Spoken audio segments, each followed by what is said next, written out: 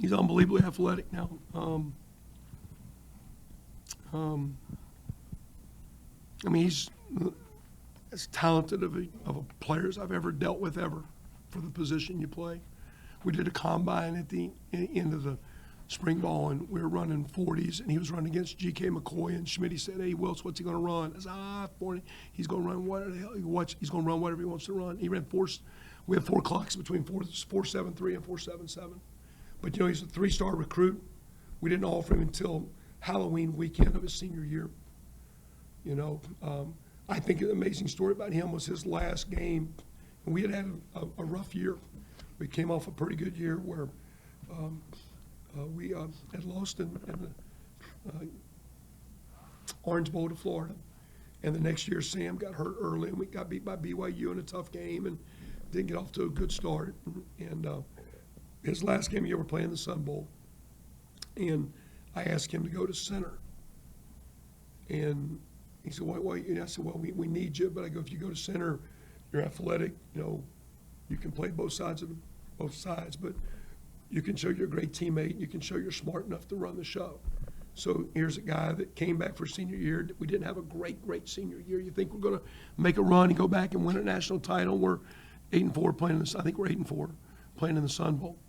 And I asked a guy in his last game to play another position, and we were fortunate that was Coach Harbaugh's team. Andrew Luck was knocked out, but we were able to win that game. And I think it shows that he's a heck of a good kid, teammate. The year before, we beat Missouri in the Big 12 championship game, and I flew Sunday to Longview to meet him and his parents. He wasn't there, just met his mom and dad. And so I want to talk to your kid about your draft. You go through the process here. I think your kid's unbelievably talented. He's a first-round talent. I think we've played like a second-rounder. We haven't played enough yet. We've been too inconsistent.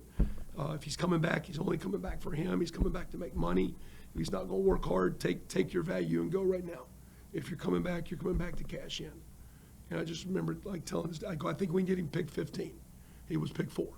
You know, so he did pretty well. But then in his body, he's just ridiculously athletic and grown into being a phenomenal. I know he's battled some things, had a cancer deal and some things, but he is the most talented player I've ever coached. Not because he's playing now to say that he's the most talented to do your job.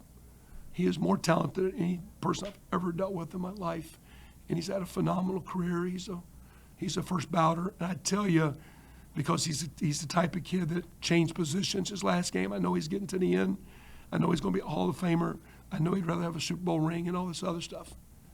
Because I'm so looking forward to seeing him and little skinny butt George Kittle out there flying around. He fits that system because he's so athletic. And you know, when you talk about quarterbacks fitting systems, he's an athletic lineman in that run game. You know, I always stole what Alex Gibbs did, who was the line coach for Shanahan at Denver. And we were run off that ball, whack those legs, get after it, an athletic-oriented group. It's what we always did at OU. It's what I've kind of always done. I believed in that. I believed in running off the ball, not being very anal technical. And so Trent is unbelievably athletic. And I think Kyle's offense blends off of what his father did for sure. So I think he's a great fit there too. It's amazing how I think that's even escalated his performance. It's amazing as old as he is, how dominating he is. Like he's cool to watch. Like people don't like watching tackles. He's worth watching. I mean, he's an impressive man.